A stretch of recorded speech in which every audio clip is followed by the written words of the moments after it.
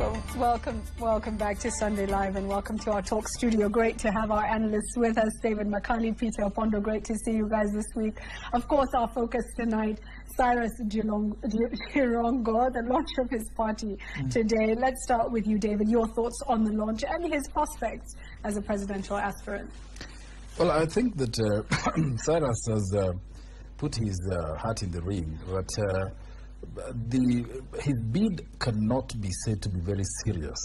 I think he's basically saying, look, Western Province seems to be lacking a serious candidate who can carry the province, because there's Musalia, and there's Eugene, and there is Wetangula, but all of them don't seem to be really holding the promise of Western, or there is belief in Western that none of these guys is actually going to be on the ballot in the final analysis. So Jirongo would like to come in and say, I'm the guy who is going to be the fallback option in case these guys don't take you to the presidency. That's how I would assess his bid. Okay. I actually don't disagree with Makali. I don't think Jirongo is in this because he thinks there's no serious candidate in Western Kenya. Actually, he's propelled by the fear that Musalia Mudavadi will eclipse him in case he gets to where he's planning to go. And so his strategy now is to scuttle Mudavadi in Western Kenya. Remember, now there are 4 presidential aspirants from Western Kenya, if you include Eugene Wamalwa and Moses Wetangula. So I think his main strategy is to play trap for Musalia Mudavadi in Western Kenya. Well, that brings us to the question, just looking at the people who were there to support him during the launch, ODM clearly represented, and, you know, really we must ask the question, is he himself a project? Let me come to you, David, with that. I mean, there's been lots of talk, and particularly from him, about projects. So. Yeah. Well, you see, I think Opondo is right to some extent. I don't think that Cyrus Jirongo is not the kind of guy who needs money, you know, to move. He has his own money. He said it is public. He has money. He can run his campaign. So a project is one perhaps who needs support first of all, and then he plugs into a political arrangement that serves some people's interest. I think that Jirongo here is trying to set himself up, because really, if you look at the political campaigns going on, if he doesn't rise to what he has done now, he will be totally irrelevant. Because who will, and you know, we must go back to the contest he has always had with Musalia. The fact that Jirongo's career and Musalia's career have always been at, you know, at cross, you know, so in contest, so to speak.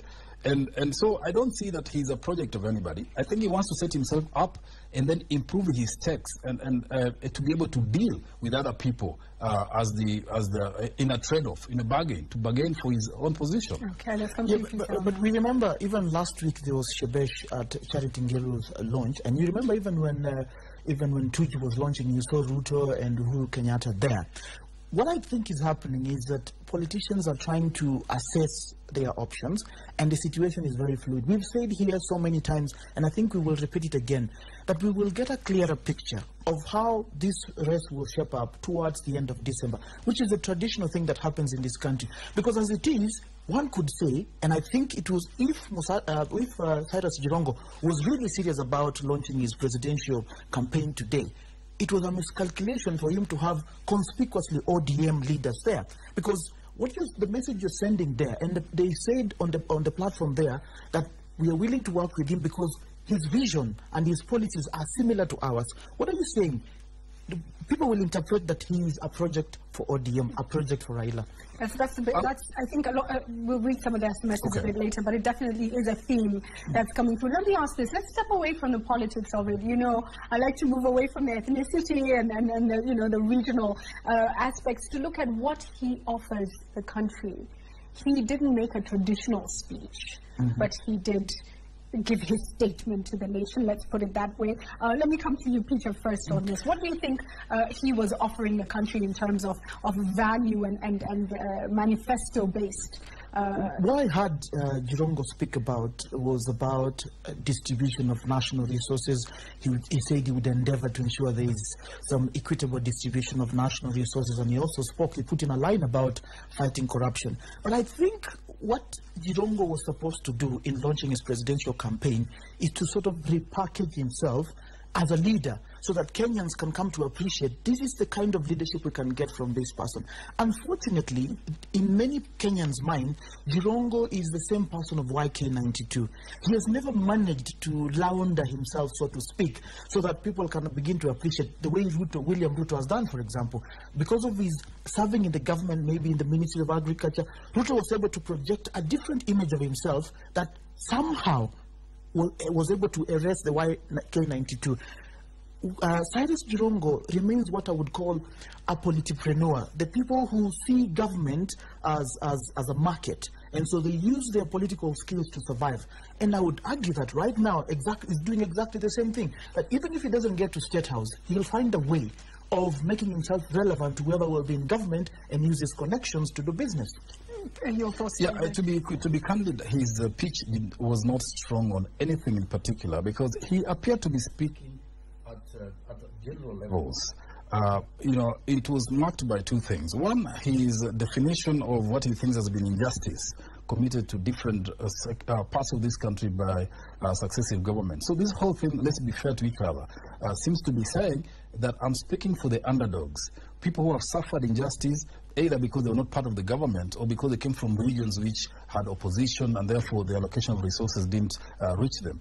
And then the other pitch, which was strong in his whatever, is devolution. But that has become everybody's mantra, a refrain now. Everybody's talking about devolution. But I think his entry into the political arena is one of an assassin, because he went after everybody. He went after Ruto, he went after Raila, he went after Uhuru, he went after the past governments. So I think he's here to be most strategic.